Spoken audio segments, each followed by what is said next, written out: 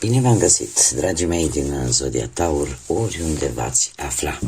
Bine ați venit tuturor pe canalul meu, Tarot Flori de Loto. Numele meu este Nina și, ca de obicei, mă bucur să vă am alături la fiecare lectură.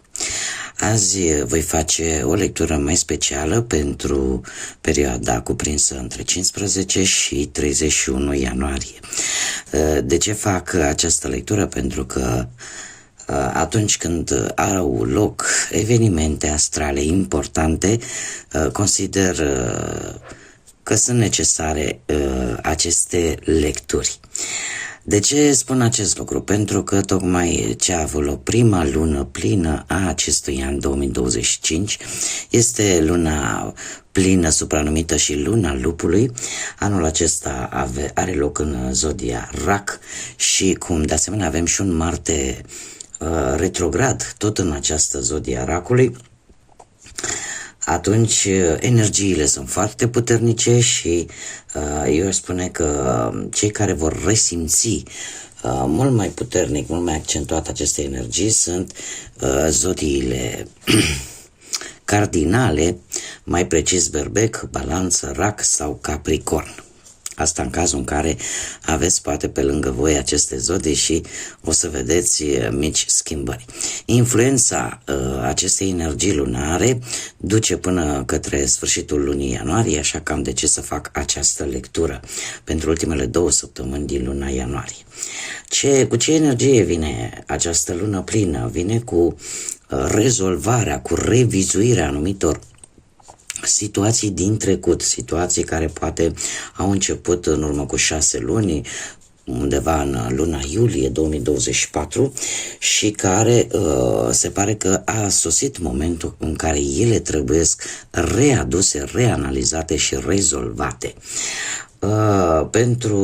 La modul general, această lună plină vine cu o conectare mult mai profundă a emoțiilor, a sentimentelor fiecăruia dintre noi și, în general, ne vorbesc despre relațiile cu familia sau despre relațiile cu casa. Unii pot experimenta o anumită sensibilitate, da, să fie un pic mai sensibili în ceea ce privește familia, în ceea ce privește casa. Intuiția va fi la cote maxime și chiar putem vedea schimbări de poziție, schimbări de perspectivă, cum de asemenea putem simți acea prioritizare a creșterii personale, o atenție mai mărită la propria noastră persoană. Este un moment foarte bun pentru a ne stabili noi planuri și noi proiecte. În ceea ce vă privește pe voi, dragilor din Taur, trebuie să vă spun că această lună plină anunță un an cu multă stabilitate, cu niște închideri de situații care pot fi relaționate poate cu frații, cu surorile sau chiar și cu vecinii.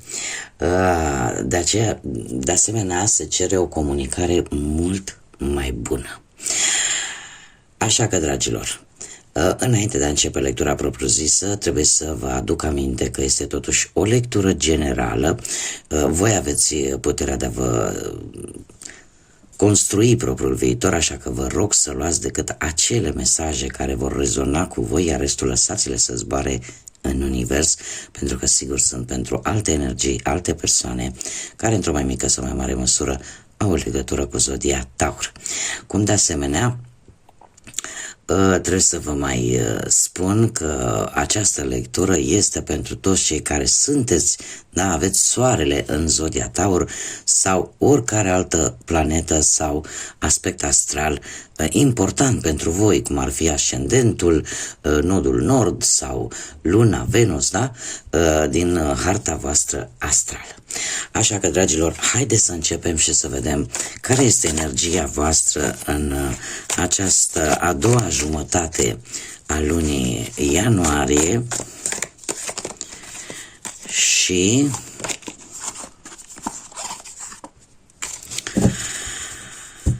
exact această energie o și avem, aceea stabilității. Avem numărul 4 care ne vorbește de stabilitate, de organizare, de o necesitate de a face ordine, poate în viața voastră, în relațiile voastre sau în o anumită situație.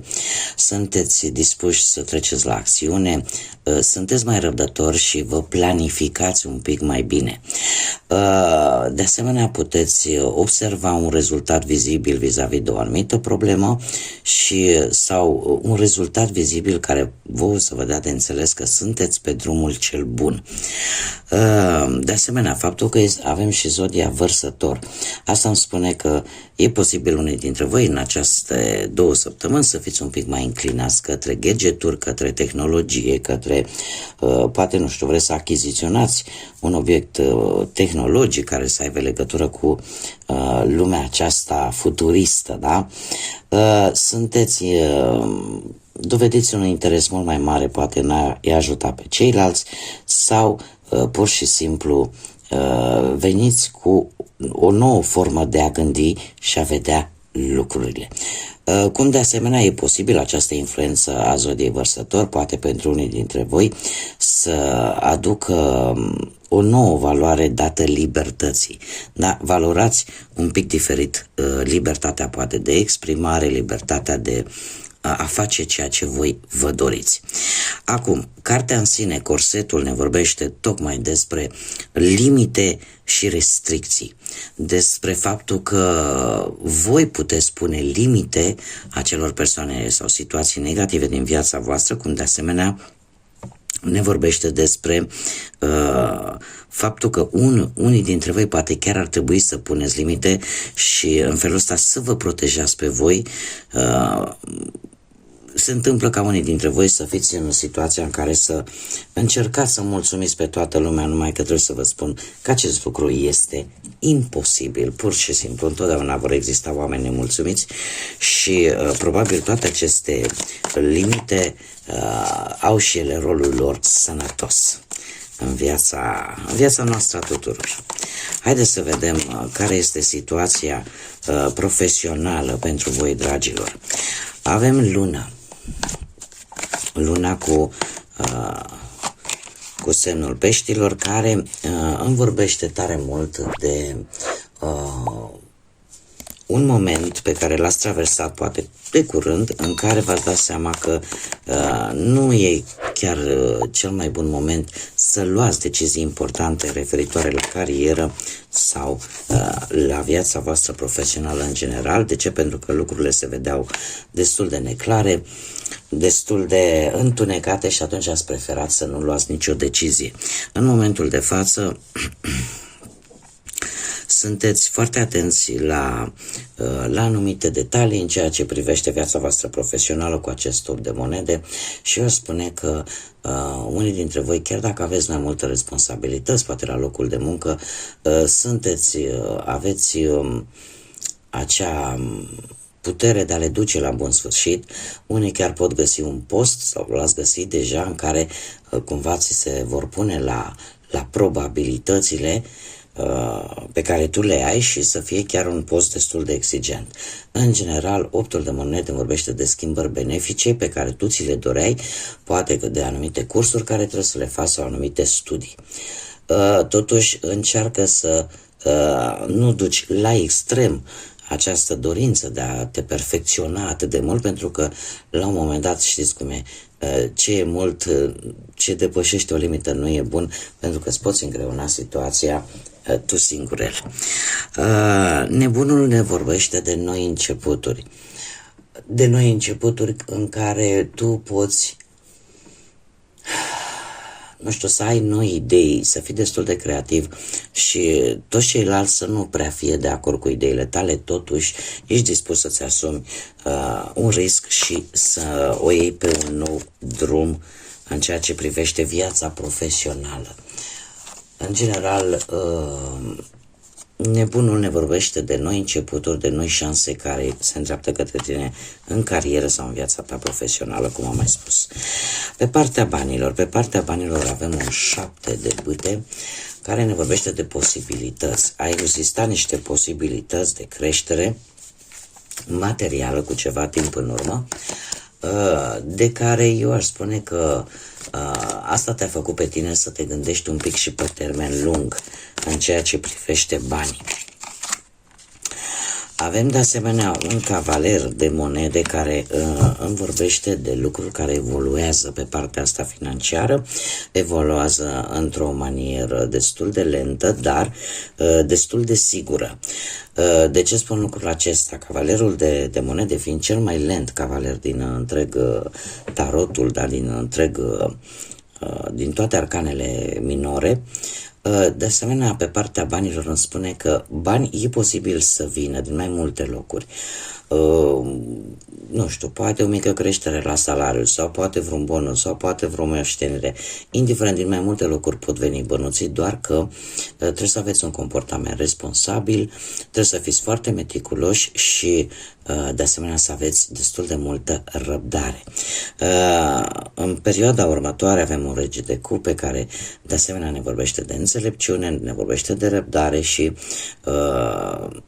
eu aș spune că și dacă veți cheltui ceva în această perioadă, va fi o cheltuială mai mult emoțională decât rațională. Oricum, ce voi ați dat, poate, într-un trecut cumva, se va întoarce la voi. Iar dacă vorbim de o situație, se pare că e o situație care, indiferent cât de dificil ar părea, o veți aborda cu calm și înțelegere și veți fi destul de diplomați, destul de toleranți, în așa fel încât să rezolvați orice conflict ar putea apărea pe partea asta a banilor. În dragoste pentru cei care sunteți într-o pereche, haideți să vedem, da, se pare că unii dintre voi aveți, mai ales că avem, mai un moment, am pierdut o carte.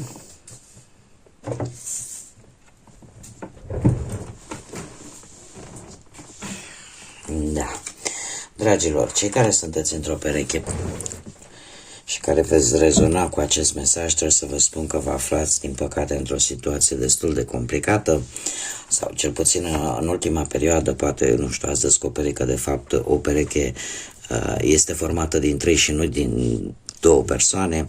Lucrul ăsta va cam dat un pic peste cap. De ce? Pentru că avem și un 7 de spade care îmi vorbește despre încredere, încrederea care s-a pierdut, încrederea care pentru voi era crucială și cumva sunteți într-o situație în care toată această trădare, toate aceste minciuni,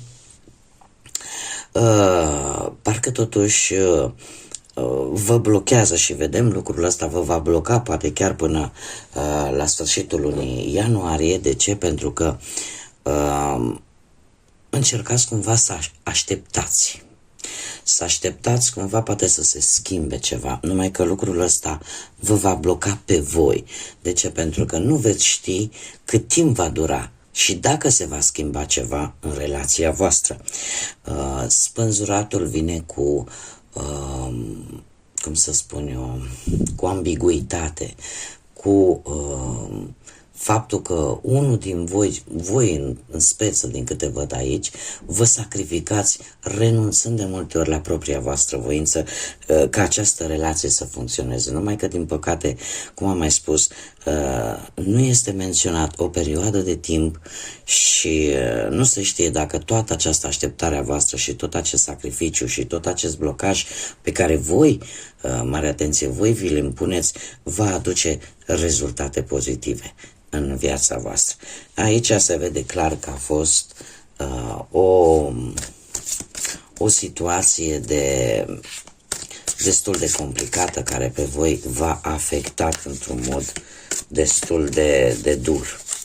Haideți să vedem ce vine pentru cei care sunteți singuri. Cei care sunteți singuri, dragilor. Ei, pentru voi avem Marea Preoteasă. Marea Preoteasă care îmi spune că ai un magnetism aparte care atrage privirile.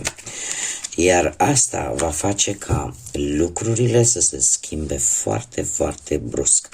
De ce? Pentru că avem roata norocului sau roata destinului, care pe partea dragostei, pentru cei care sunteți singuri, îmi vorbește oarecum de situația în care vin persoane noi în viața voastră, vin persoane noi care aduc schimbări. Și asta poate în prisma faptului că voi emanați acest magnetism aparte în această perioadă. Avem către sfârșitul lui ianuarie chiar un mesaj pozitiv, o veste bună care vine către voi cu acest paș de bâte și care îmi spune că ori o persoană tânără, aventuroasă, energică, pur și simplu te va atrage sau poate că vine o perioadă de schimbări pozitive în viața voastră sentimentală pentru voi, dragilor, care sunteți singurei. Nu știu dacă zodiile de foc vă spun ceva, Berbec, Leu, Săgetător, dar pot avea legătură cu această persoană. Haideți să vedem ce mesaj am pentru voi pentru această lună plină, prima lună plină din Rac. Și avem chiar două mesaje. Primul mesaj ne spune în felul următor: monument necunoscut în onoarea curajului și rezilienței tale. Este un îndemn, ca să zic așa, în a nu te opri și a avea curaj, pentru că după fiecare furtună întotdeauna va ieși soarele, a nu te pierde în partea asta întunecată a gândurilor negre și a continua să fii curajos și să mergi înainte. Și eu aș spune că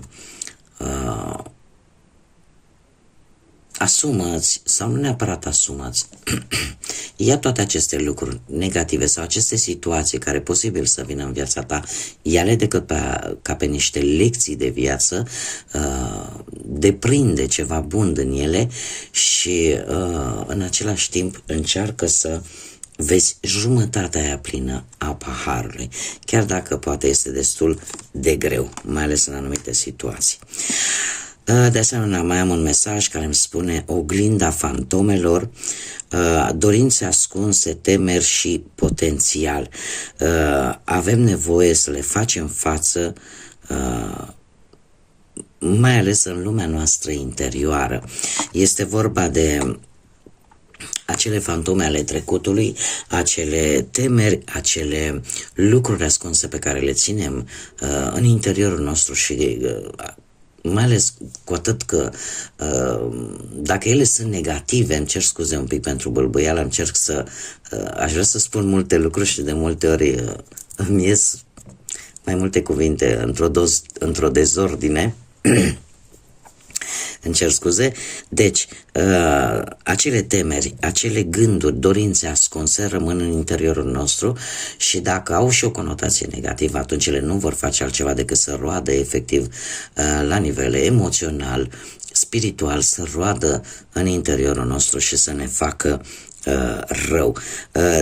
Această oglindă e ca și cum ne-am vedea pe noi ne-am reflecta pe noi într-o oglindă și am vedea de fapt tot ceea ce este în interiorul nostru. Da, toate acele griji, toate acele temeri, toate acele lucruri ascunse, care la un moment dat va trebui să le facem față și va trebui să le scoatem de acolo și tocmai această primă lună plină a acestui an ne îndeamnă de fapt să rezolvăm situații din trecut pe care tot le-am amânat și tot le-am lăsat, nu? Să roadă acolo în interiorul vostru. Bun, dragilor, aceasta a fost mica mea lectură relaționată cu această primă lună plină a anului 2025. Eu vă mulțumesc tare mult pentru atenție, vă mulțumesc pentru tot sprijinul pe care l-ați adus acestui canal prin comentarii, prin like-uri și prin distribuiri. De asemenea, vă aștept pe toți cei care încă nu v-ați abonat să o faceți dacă ați rezonat sau dacă v-a plăcut acest gen de lecturi. Eu vă aștept cu mare drag aici pe canal. Este gratuit și abonarea și like-urile și comentariile și distribuirile, așa că sper în continuare că vă veți aduce aportul în susținerea acestui proiect frumos pe care eu l-am început aici pe YouTube.